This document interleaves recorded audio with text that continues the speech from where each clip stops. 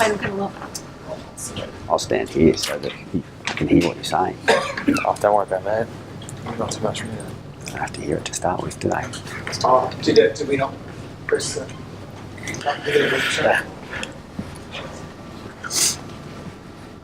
Yeah, just check. And we're on, yep, we're on. All good, mate. Do you guys want to stand up?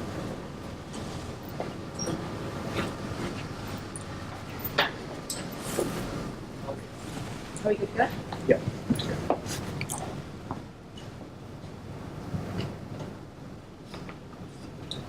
Hello?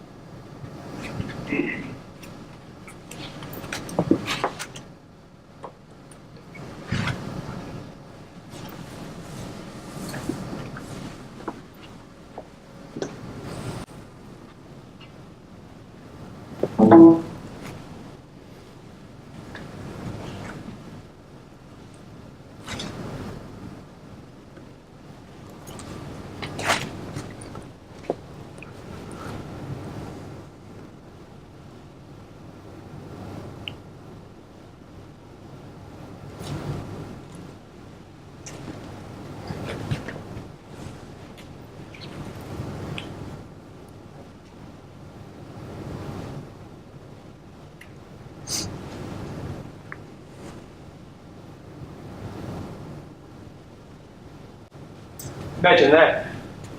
You know, being maligned for no good reason. Okay? My name's Duncan. Our team, Steve, Omar, Miriam, and Jay, we're going to take you through how we're going to take Communication Rights Australia forward. Okay? Let's start with Jay. She'll tell us why they're important to the community. Yeah, thanks for that, Duncan. Cool. And technical difficulties on top of communication difficulties. So why is communication rights here? So we're here to make a difference. We're here to ensure equality for people with communication and speech difficulties. The organisation's been around for in excess of 30 years. We specialise in human rights and breaking down the barriers and ensuring situations like Duncan, he's got the freedom of expression. So he can say what he wants and he's respectfully listened to. Because without communication and having your voice heard, no other rights can be realised. Because you're disregarded, disrespected. So this is where, moving forward with communication rights, we've got a human rights database which we underpin our human rights frameworks, the information that we disseminate nationally, at state, and the rest of the group will speak about that a little bit more later on. So where's communication rights now? We're currently receiving under 400,000 from the state government, therefore we can only provide information and advocacy for the state, specialising in working with people with communication and speech difficulties. So this is where, that's our problem. We've got a niche brand, and that's where we want to move forward with the brand awareness for the diversification of funding. $350,000 doesn't offer much. There's in excess of 1.1 million Australians with a diagnosed communication and speech disability. That's only those with communication difficulties. So there's a whole lot more individuals that could acquire a disability at any moment, and that's why we're branching out for the diversification of funding.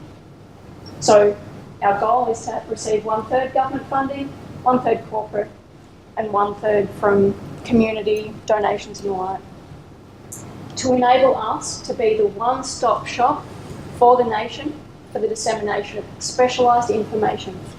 So what do you do when something goes wrong? You want to know what your rights are, you want to know what to do, you want to know how you can complain. But you don't want to deal with the bureaucratic stuff that's really hard to understand. So that's where communication rights has already got the business model in place. To move forward, we need to be able to disseminate this more broadly. There are plenty of other organisations out there that provide advocacy information, as in excess of 26 funded organisations already in Victoria alone. However, they're not experts in the field. They don't delve into the human rights information. So the legislation, the policies, what happens when your children at school aren't being treated fairly, what happens in the workplace if you're being bullied, what happens if you go down the pub for a beer and they say, no, I'm not serving you a beer because you've got slurred speech, you're already drunk. Blatant discrimination. What do you do? Where do you go? Who's going to listen to you? That's where Communication Rights Australia has that opportunity to provide you with that specialist information so you can take away what your rights are. You know how to overcome those barriers. So that's away from communication rights advocacy arm. So it's that one-stop shop. And that's our unique selling point, to be that one-stop shop. There's no other organisation in Australia that specialises in disability and human rights, that provides accessible information, that also has that awareness and skill set to meet the needs of those with communication and speech difficulties. It's very, very broad what we offer, but it's catering for all with disabilities. And that's the opportunity, because there's no others like that in the marketplace. And there's a lot of supporting evidence, which is in our broader report, articulating the different inquiries, parliamentary inquiries, abuse in care. There's lots of supporting facts. So now, this is where I'll hand over to Steve to talk a bit more about moving on and what communication rights can do. Thank you, Jay. All right. I don't think I would be going out on a limb by letting everybody know that Jay obviously works within the sector. You can hear the passion in her voice, and as a large extent, the reason that the group of us came together was basically to unite behind that passion, to also learn a little bit about not-for-profit organisations and some of the challenges that they have in pursuing effectively business outcomes, just with a social sort of sense to what was driving that outcome. For me personally, I found it quite eye-opening. I look at a lot of basically how they're able to sort of extract a lot from very little. The fact that the motivations are very socially orientated and motivated towards what we all refer to as higher order values, and effectively, I think without that sort of levels of motivation, the outcomes and the ability to deliver what they're able to deliver with the resources they have today would not be what they would be without that level of higher order value getting them out of bed every morning. So there's a level of that I wanted to impart, because you know, there is a level of how do you derive some empathy with the sort of cause that you're involved in or motivated with, and to a large extent the involvement of these people here was driven by just effectively empathising with the situation, not just that Jay sort of communicated or represented, but a situation in the community that isn't very close to me. So I don't know whether there's many people in the room that actually know somebody, whether it's a sibling, a direct family member, or somebody within their sort of direct community or village that has this sort of issue and requires some level of support. It can be socio-economic, like a lot of things, so there is a tendency for higher socio-economic groups to have access to this sort of information that these sorts of services provide, but as you go a little bit lower down the tree, both in terms of socio-economics but also just in terms of awareness, that does create the problem that we tend to have today, where there are a large number of people that aren't served or know that this sort of information is available and this sort of advice is available. So effectively what we took was the desire to extend Communication Rights Australia's outreach into the broader community beyond the target sort of market within Victoria that they currently serve. We wanted to take that core competency Jay mentioned earlier around essentially information and advice, and we wanted to use that as a starting point to extend their ability to reach into the market. Given the limited resources, we couldn't talk about extending their direct case advocacy. We didn't want to talk about a complete rebranding exercise. We didn't want to talk about hiring large numbers of external consultants. We wanted to really look at what they already had, and we wanted to try to bring that to the surface and see whether it could achieve those couple of goals. One, broaden basically the number of consumers or end users it could touch with a very low sort of resource overhead. And two, really to take it to the market to the point that then gave CRA a more diversified ability to get into communities, raise their brand awareness, become more of a household name, and become synonymous with effectively representing the rights, of these people in the community. So too, that brand awareness piece became very pertinent to supporting what we've developed as a digital advisory database. So CRA currently has a database containing significant amounts of that advice. It's locked in a customised database that they use regularly, but we want to express that in a more sort of ease of use, digitally attainable format. We look at that basically being a web online service. So we've developed a concept around a content management system, relatively light touch content management system, procurable through some pretty standard shareware online. We've developed that so that they can then extend the ability to access that locked in information now across a much broader touch point at a very sort of cheap price point per end user. Okay, so that really sort of takes that core competency that they currently have now into the market without spending too many dollars on achieving that from day one. And essentially, as we sort of know, design thinking, fail fast, fail early, prototype. We want to iterate that over time based on the consumer feedback and the end user feedback and really develop a product that's consumable and usable in the market quickly and iteratively over time. So the second part of that is obviously a brand awareness piece.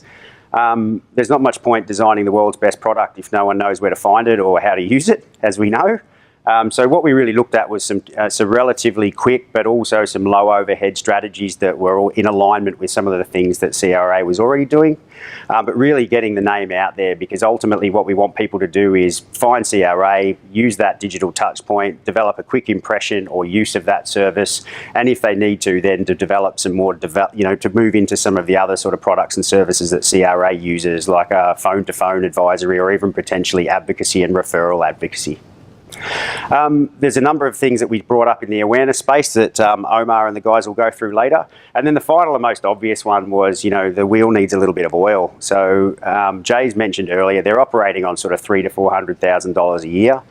That's probably less than most of the household budgets within about a kilometre of where we're standing now. So realistically, it's a very small amount of money. The number of people that they're serving is high. That does go across not just the advisory space, but for the advocacy components and the cases that they're advocating for as well. So what we looked at was, we tried to turn it a little bit upside down from we need more money because we have a very clear social cause to we need more money because we have a very clear social cause and it's next door to you and this is what it looks like and this is whose face it is and these are the sorts of things that it means. Did you know that if your grandparent has a stroke, that counts? Did you know that if you're hit by a car and you have an accident, that counts? Did you know if you were born with something genetically, that counts? So just sort of educating the community a little bit around exactly what the target segment and market looks like.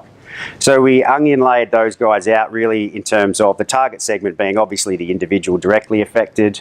We then moved that out a layer to the people that individual is directly associated or works with from a community or on a day-to-day basis. We then moved it out one more to the service industries within the space, providing similar but different niche services within the disability industry. We then looked at some of the charity and community groups like Lions Club and some of these other social groups that look more from a community perspective around sort of supporting village and local communities. And then finally, we looked at the community as a whole as essentially how we kind of laid in the how the advisory would target and work through into those markets and how we would develop a brand awareness campaign around that. Sorry, behind me.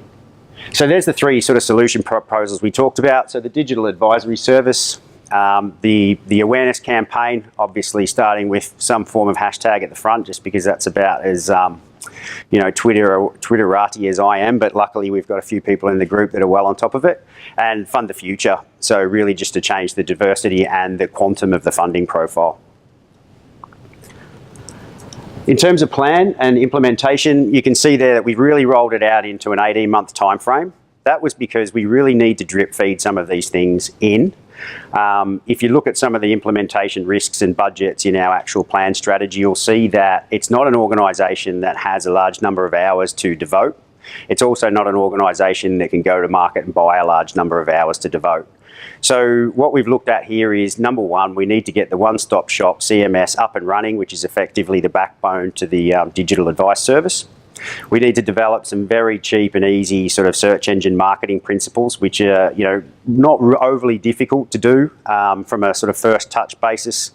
We really wanted to develop that kind of from a white market SEM perspective, because we really want it to align with the core principles of actually the company. We want it to be really organic, so we want it to sort of read through the strategy we're deploying there to be very in line with sort of the social awareness and the ethnicity of CRA. And then finally, we looked at doing some very sort of specific video blogs uploaded to YouTube, which gives the guys an opportunity to sort of reach out to their target audience and provide content on a regular basis, but also be very topical. Finally, within that search engine optimization and marketing, we wanted to throw a little bit of AdWords in there, because we sort of feel that effectively, if that's what we're doing, we're trying to generate and drive traffic digitally, then it would be opportune to look at least generating some level of revenues through that digital interaction. Finally, after that, we moved into sort of a second part, that second 6 months, which looks a lot more outreach and sort of major social awareness campaign. So the social outreach meaning a lot more community engagement. There is a lot of community engagement already, but to structure that around sort of education, local community groups, really targeted sort of interactions where the guys are going out and giving either education, specifically educating groups of people in schools, or specifically going to specific community groups to sort of talk about what CRA is all about and what they're looking to achieve. And we really wanted to drive a sort of hard-hitting one sort of event message through a concept called Silent Night, which is very similar to a number of social media campaigns you've seen online, which is really effectively what Duncan exhibited at the start of the presentation, where he stood in front of you and showed, you know, how would you muddle through 3 or 4 hours of a day if effectively the power of speech was taken from you. And not to provide that in a sort of, the concept of seeing it in a dark room and a horrible grey lighting and that type of thing, but just to have a little bit of fun with it, but to develop some level of empathy. Everybody's got something that they're trying to struggle with, and I'm not suggesting that having a problem with speech is an easy one to deal with, but the first step in sort of integrating some of that and helping that within the community is having some level of empathy and association with that, so that you can kind of put yourself in, you can walk in their shoes for a period of time and be a little more sort of understand a little better on how you can potentially be part of a solution to that issue, as opposed to sort of ignorant to it as I was. And finally, I think we're talking more about in the third 6 months, we are talking about a lot of the controls around the implementation that we've talked about. So really looking at, are we hitting the sort of targets and deliverables we promised, but really getting into some more organised partnerships and some direct partnerships, both in the sector that align with some synergistic overlap in terms of resources, but also really trying to drive to the next level some of those community engagements that have been developed in the local villages.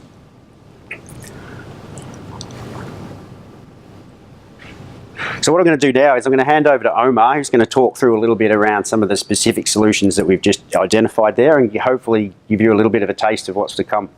Omar. Thank you. So you've seen what we've done. So our final goal is we want to be able to get to awareness around the public. We want to be able to start some partnerships. We can't do that without a decent foundation. Now, has anyone here actually gone to the Human Rights website and tried to download one of their policies and actually make sense of it? I tried the other day and it's disgraceful. You've got to read through about 50 pages of documents, and by the end of it, you go, okay, what did I just read? 1 + 1 = 3. Makes no sense at all.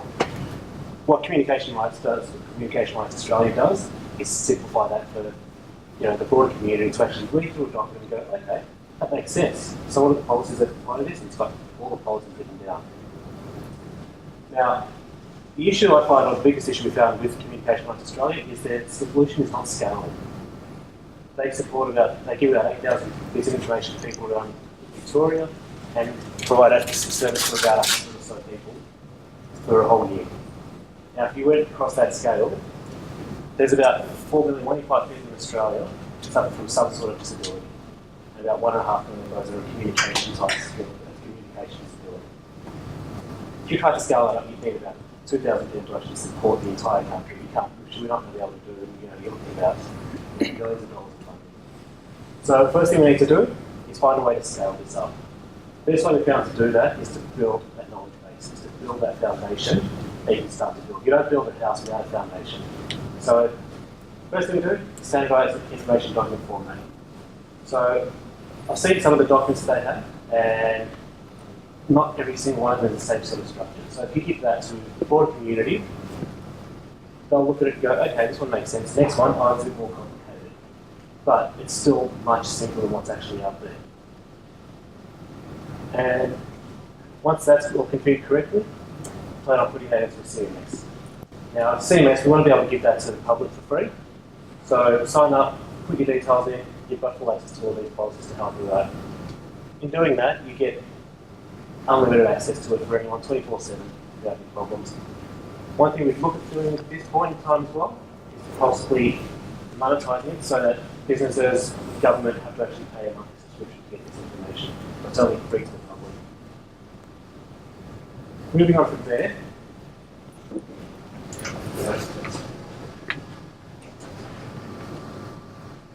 Moving on there from there. It's good to build all this information and build a good database and build something that everyone can access, but how do they find it? This is where the search engine optimization comes in. Going back 5 years ago, people would create these meta files which would have heaps of different file names in there or whatever. Biggest issue I found when I was actually going through Google trying to find any information about Communication Rights Australia is I looked up disability, I looked up advocacy, human rights, and went through the first 5 or 6 pages, and you'll find if you don't find something in the first 2 pages, you're not going to find it. And there was no information at all on Communication Rights Australia in the first 5 pages. So what you'll get, once you've built this document management system, the way search engines work these days is they have links, and the more links you have within a certain page, the better the crawling system works and actually takes to the top of the page, to the top of the search. So in doing that, we also want to use social media.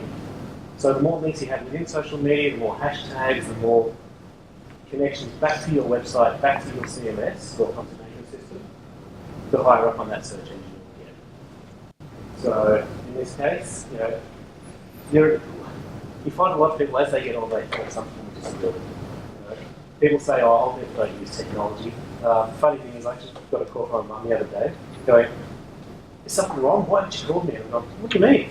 Well, I tagged you on this Facebook post, and I was trying to message you, and you haven't gotten back to me. I barely use it myself, and I work in IT. So yeah, people do use Facebook. It is there. We need to utilise it. Create a cheap forum. It's already there. It's robust. People can answer each other's questions once they get access to the knowledge base. Once you've done that, you can start to create videos. So link from your YouTube back into your Facebook, from Facebook to Twitter to YouTube, and you start to get that traffic. Once that traffic comes in, you get a lot more awareness around Communication Rights Australia. They become a brand name that we all know about, and once all of this is configured, you start to, you might tell a story of a month or a story of a week, someone that's been discriminated against, something that's gone wrong. It takes a bit of time, and it's all fairly cheap to do. So the solution we were planning was to actually have Freelance or Fiverr, if anyone's ever heard of them. Just you can actually get very cheap Word documentation modifications. So restructuring documents and it gives you an opportunity to fail back fast if you need to. If something goes wrong, you can just go to someone else. So going on to that, financials, funding, timeline. So this will actually get us. I didn't talk much about the official cost of current. So there will be slight additional costs to our current web presence. At the moment, we have a basic website with about 15, 20 pages on it. We're looking at going to a CMS with 1,000 plus policies. That's about how many they've got there at the moment. So information pages of just policies to help people out. So basic costs to actually configure the CMS, you're looking at about $400 to $1,000 depending on who it is, and these are all worst case scenarios. At the end of the day, you may be able to find people who are actually interested in this course, once they know about it, to come in and volunteer and help out with that. So I've just put all worst case scenarios up here at the moment. Fiverr costs $7 per document that gets uploaded. Silent Night, just to post Silent Night alone is about $360 a year. It's not much more than that. So $1 a day, it's nothing. And once that you get that awareness, that all makes itself make the money back for yourself. YouTube blog, to get someone to record a video, you're looking at about $75 video. You can use current stuff for social media updates. You want to train on the way home, hashtag, look what happened today. And successful information, all up, it's not much. So I'll just pass back to Duncan to close everything off. So, what's the key here? What's going to make the most impact? It's information, okay? That's what's been decided, but How we're going to do that? How we're going to get that to everybody? Well, we're going to use low-cost technological solutions, digital, web-based things. Let's raise the revenue. Let's diversify the revenue streams, and let's raise the raise the brand awareness across the community. Okay, that's how we're going to do it. So that'll build. We'll tic-tac towards this nationwide goal as the information, the one-stop shop information provider. But why we'll do it? To give everyone their voice. So thank you very much.